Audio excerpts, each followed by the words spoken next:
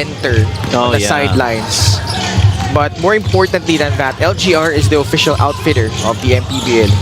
He's been compared to obviously two great players in Calvin Abueva and Arvin Santos, the way they play. Pero yung demeanor and the personality magkaibang-magkaiba eh, because those two guys, alam naman natin how demonstrative they are on the floor. Si Mark Menezes is the quiet type. There's certain people na mapasarap kasi kakampi yung mga ganun eh, yung mga ganung klaseng personalities eh. But with Coach Don Hontiveros, he has really embraced yung pagiging tahimik ni Mark. In fact, he has encouraged him to continue to be that way. Itong free throw na ito, atid sa atin next stream, ang subok at kompletong compliances brand ng Pilipinas.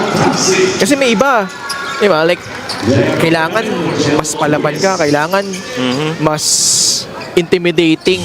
Demonstrative. Oo, di ba? Para magkaroon ng impact sa kalaban. But with Coach Don, it's different. The way he has molded Mark Menezes into the player that he is, and still continuing to teach him all the ways in the pro ranks, has really rubbed nicely para dito kay Mark Menezes. Ron Denison, who had a hot start, knocks down a 17 points din para kay Ron. And I feel napakaganda ng relationship na yan with Don and of course Mark Menezes.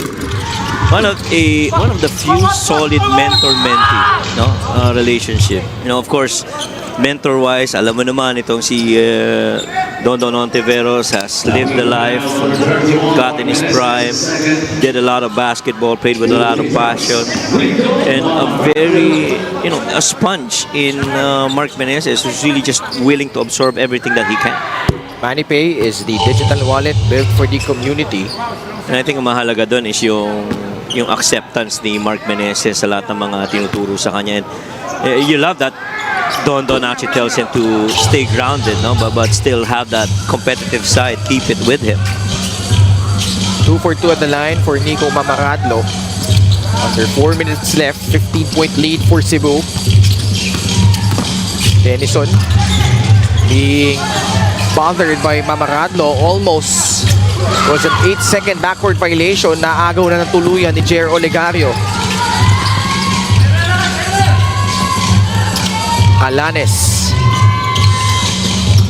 now in front of him, Hontiveros and Menezes. Look at how Mark Menezes ices that defense against Shaq Alanes.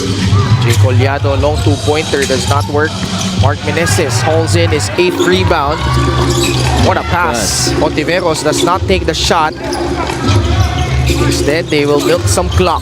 Escosio, turnaround jumper over Nico Mamaradlo. Tsaka wala kang problema, kung halimbawa ikaw yung other big man that's partnering with Mark Menezes. Alam mo, you have a really good offensive rebounder, Mark Menezes. So you wouldn't mind taking those short jumper shots.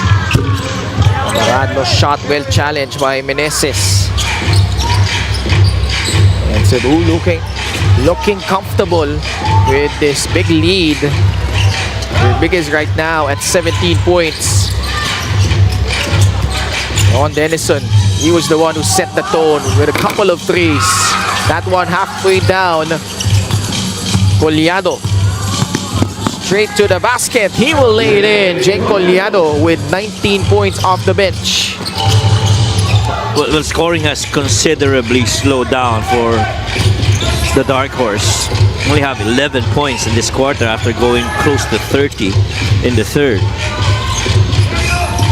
And only because nakadiin na rin itong depensa ng Cebu ulit, not making it any easier for them, even on the fast breaks.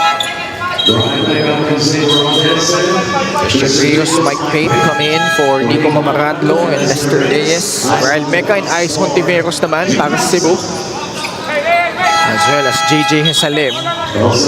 Again, playing today without Paul Desiderio and Brian Heruela. Just 5 seconds left on their shot clock. Hesalem, catch and shoot. Still can't buy a bucket. Last 2 minutes brought to you by Sports Plus, the official sports book of the Mpbl. Wawi Escocio, he will foul out of this ball game. But a nice stint. Yeah. 14 points and 8 rebounds, helping Cebu on the interior. Ito si Wawi Escocio. And the non-stats have been, very solid from Wawi Escocio. We have a timeout with Cebu in front, 84-69. Magbabalik kami. Later, we'll have the Voyagers and the Batang Kangkalu looking it out in our main game. Jay Collado short on the first free throw.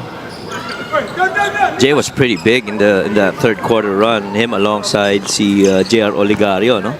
Tsaka si Shaq Alanes. But eventually run out of gas in the fourth quarter. Valenzuela still down by 14 points. Mecca magbababa. Cebu, they were in the midst of a 5-game winning streak before that was halted by Jensen. Montiveros for good measure, burying that three from the top of the key. Perhaps the dagger in what was a strong second half showing for Cebu. 9 3-point make for Cebu this game. They have shot so good from anywhere on the field. June Manzo came back, but it took 20 minutes before he came in. But once he got his groove going, he was able to help his team off the bench. 7 points and 7 assists. Grail Mecca will lay it in. 89-70 in favor of Cebu. Oh, it really was just that good recovery by Cebu. Third consecutive quarter where they scored 20 or more. And Valenzuela rather. Really a tough fourth quarter after having a really good third. 64-60 yan kanina eh. And then those 3 straight threes by Al Francis Tamsi. Igniting a 13-0 run at dun na lumayo yung Cebu. Valenzuela rather never recovered from there, Coach Mike. Yeah. And in this quarter, Cebu's 4 out of 7 from 3, and none more important, those 3 triples by Tamsi that really widened that gap and gave back control over to the Cebu Greats. Terrific bounce back win for Batman Cebu. and Robin. Ayan na nga. Si Estong Ballesteros, Coach Estong and Coach Aldrin having a brief moment. Cebu will improve to 8 wins and 3 losses following that defeat against Jensen. They get over the Valenzuela City Dark Horse.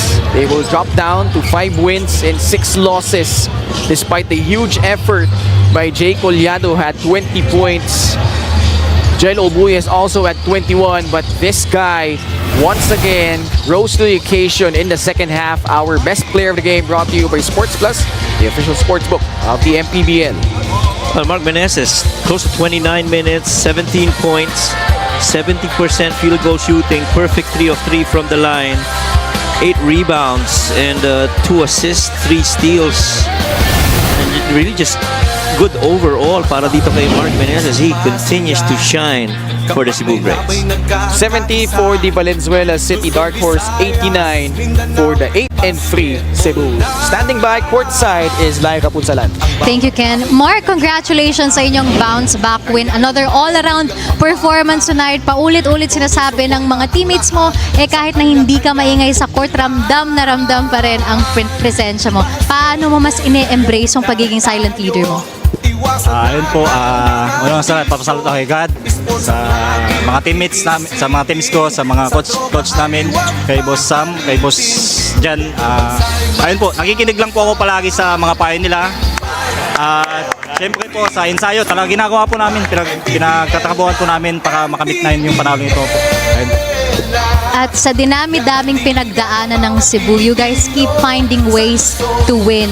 Ano yung pinakamalaking dahilan kung bakit nagkiklik yung grupong ito? Siguro po sa Sa tiwala din po kay God. Sa boss po namin, kailangan po namin suklihan yung mga ginagawang kabutihan po nila sa amin. Ayun po.